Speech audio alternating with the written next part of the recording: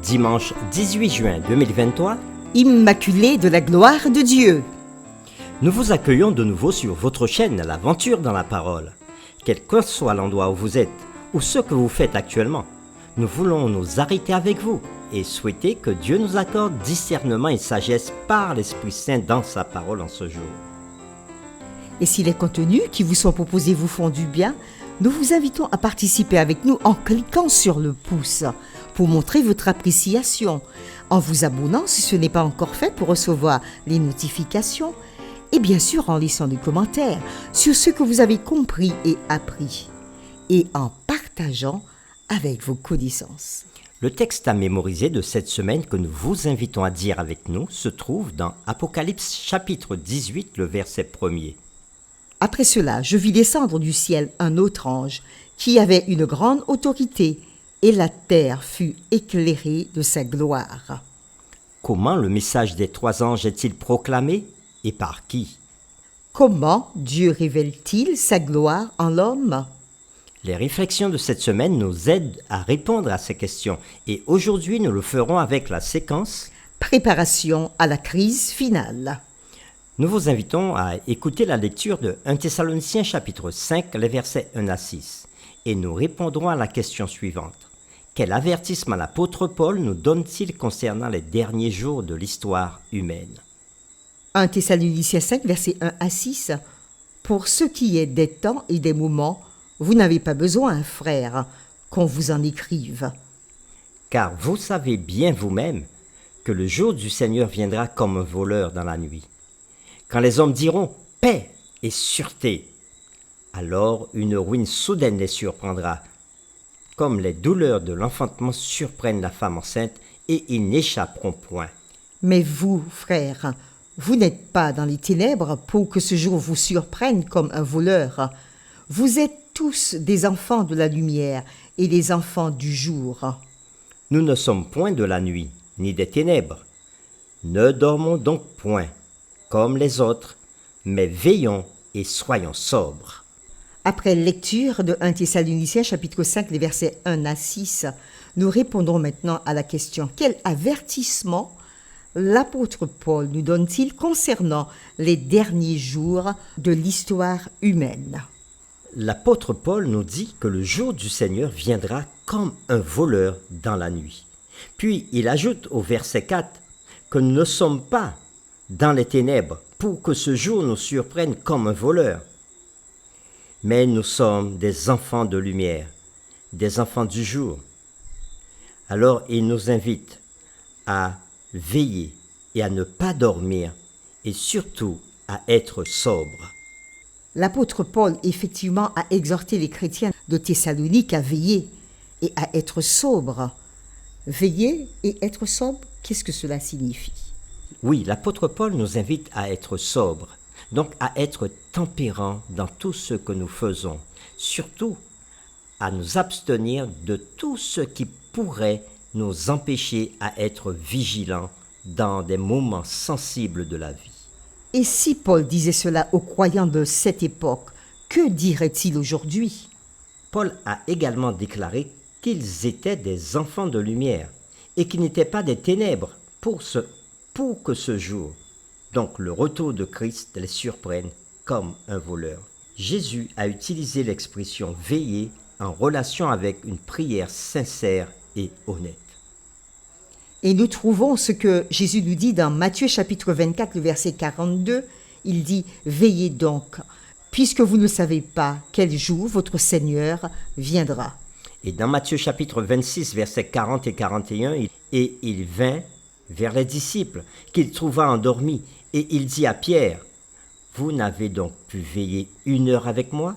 Veillez et priez, afin que vous ne tombiez pas dans la tentation. L'esprit est bien disposé, mais la chair est faible. » Veiller, oui, veiller, c'est être spirituellement vigilant. Avoir l'esprit sobre, c'est prendre au sérieux le temps dans lequel nous vivons et se concentrer sur les choses qui comptent vraiment.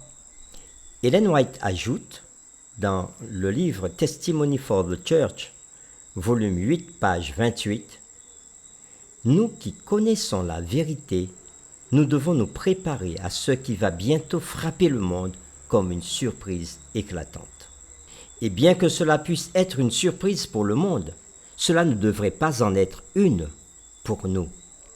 Bien que nous ne sachions pas quand cela se produira, nous en voyons suffisamment pour savoir que cela arrive et que c'est maintenant, aujourd'hui, qu'il faut être prêt. Relisons ensemble dans Daniel chapitre 2 entièrement. Et notons la séquence des royaumes qui sont venus et ont disparu exactement comme prévu. Qu'est-ce que cela nous apprend sur la façon dont nous pouvons avoir confiance que ce que Dieu dit va arriver, va effectivement arriver. Lisons maintenant Daniel chapitre 2. La seconde année du roi Nebuchadnezzar, Nebuchadnezzar eut des songes. Il avait l'esprit agité et il ne pouvait dormir. Le roi fit appeler les magiciens, les astrologues, les enchanteurs et les chaldéens pour qu'ils lui disent ses songes. Ils vinrent et se présentèrent devant le roi. Le roi leur dit : « J'ai eu un songe et mon esprit est agité et je voudrais connaître ce songe. » Les chaldéens répondirent au roi en langue araméenne : « Ô roi, vis éternellement, dis le songe à tes serviteurs et nous en donnerons l'explication. » Le roi reprit la parole et dit aux chaldéens : « La chose m'a échappé. Si vous ne me faites connaître le songe et son explication, vous serez mis en pièces, et vos maisons seront détruites en un tas d'immondices. Mais si vous me dites le songe et son explication, vous recevrez de moi des dons et des présents, et de grands honneurs.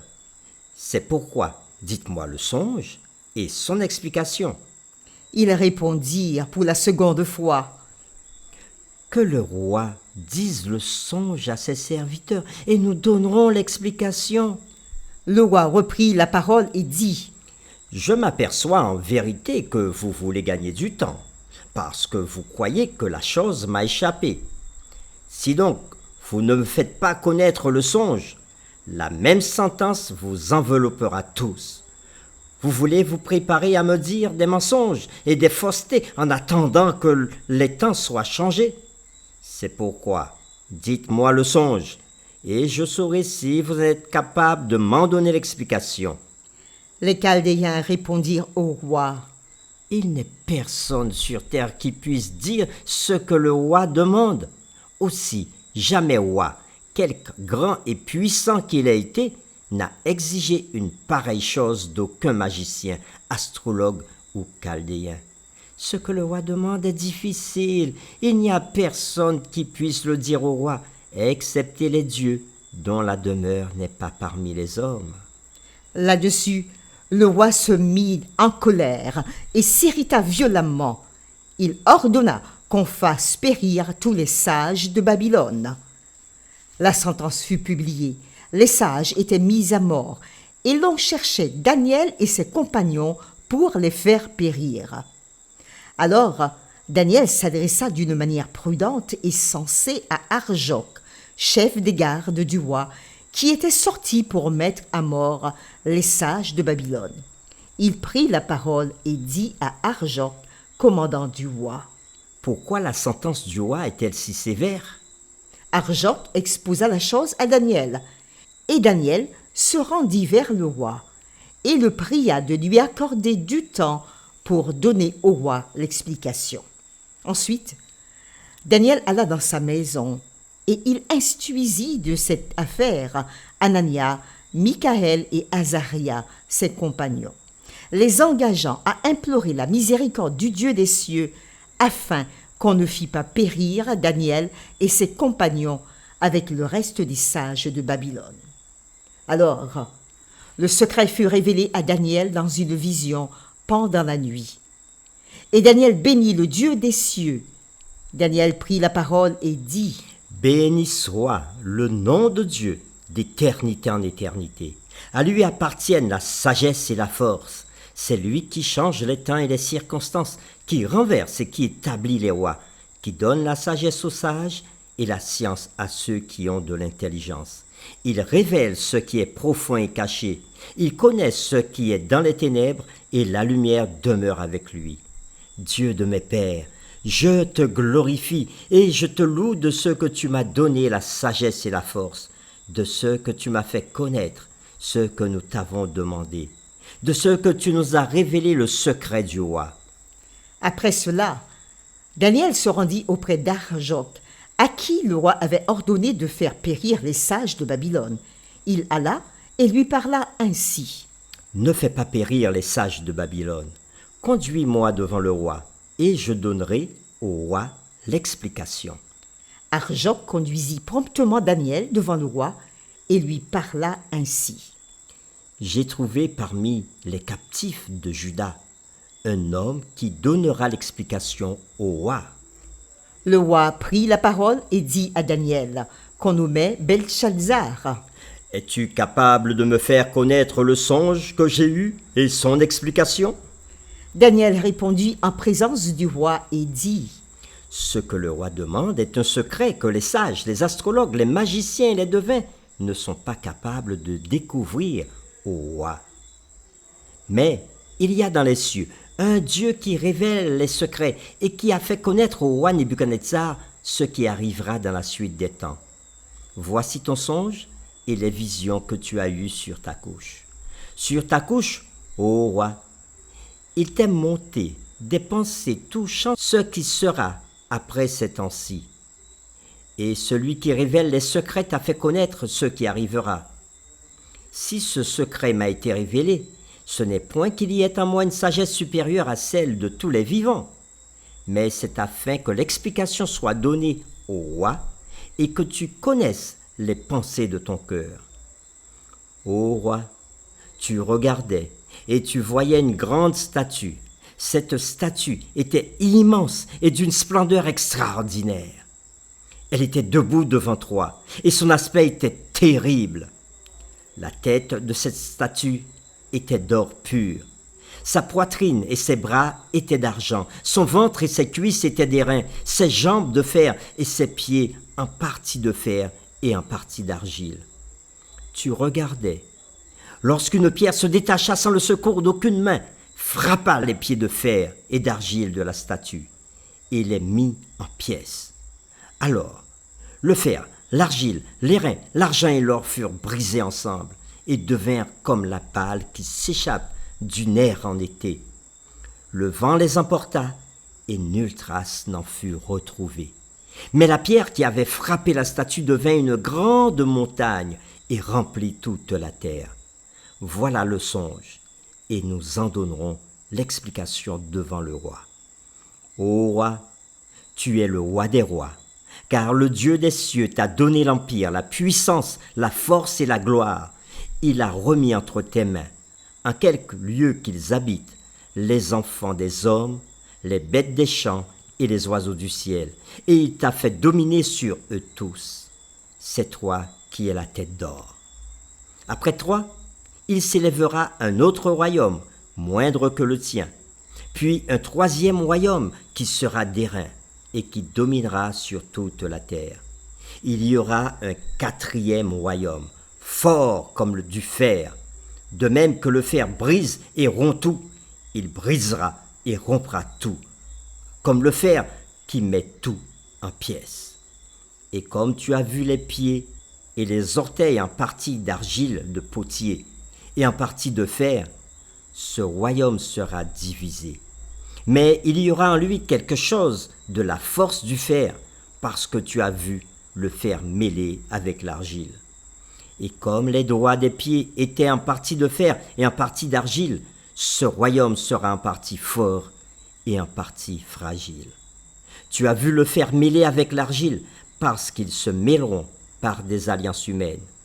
Mais ils ne seront point unis l'un à l'autre, de même que le fer ne s'allie point avec l'argile. Dans les temps de ces rois, le Dieu des cieux suscitera un royaume qui ne sera jamais détruit et qui ne passera point sous la domination d'un autre peuple. Il brisera et anéantira tous ces royaumes-là, et lui-même subsistera éternellement.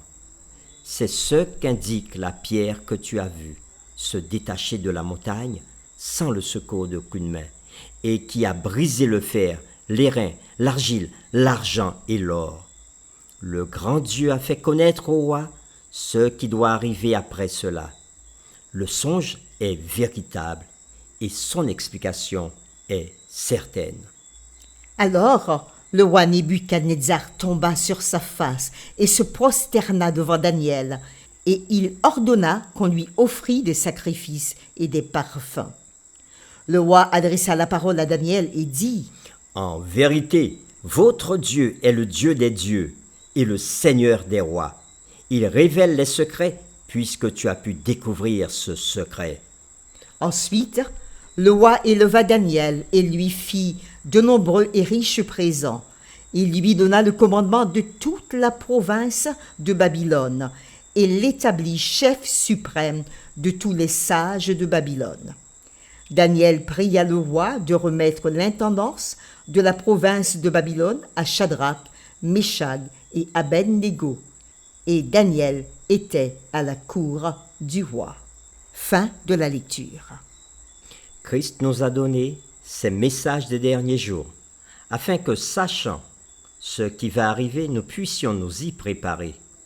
Les prophéties de Daniel et Apocalypse associées aux dons modernes de prophétie nous donnent un aperçu divin de ce qui arrivera à ce monde. La parole prophétique de Dieu décrit à l'avance l'histoire du salut et Daniel 2 fournit des preuves puissantes et rationnelles que nous pouvons faire confiance à Dieu. Pour terminer, réfléchissons à cette question. Paul dit de ne pas dormir comme les autres. Qu'est-ce que cela signifie? Comment pouvons-nous savoir si nous sommes effectivement en train de dormir? Et si c'est le cas, que faut-il faire pour se réveiller? Nous vous invitons à prier avec nous. Père éternel, nous voulons te dire merci. Merci pour cette séquence qui nous montre le déroulement de l'histoire humaine, depuis l'époque de Daniel jusqu'au temps de la fin. Nous te remercions parce que, arrivé au temps de la fin, tu nous invites à rester sobres et à veiller, à ne pas nous endormir, mais à être vigilants, parce que les événements se déroulent très rapidement et il nous faut être capables de savoir et de reconnaître les différents événements et nous confier encore davantage en toi pour notre salut. Rends-nous forts, vigilants et sobres.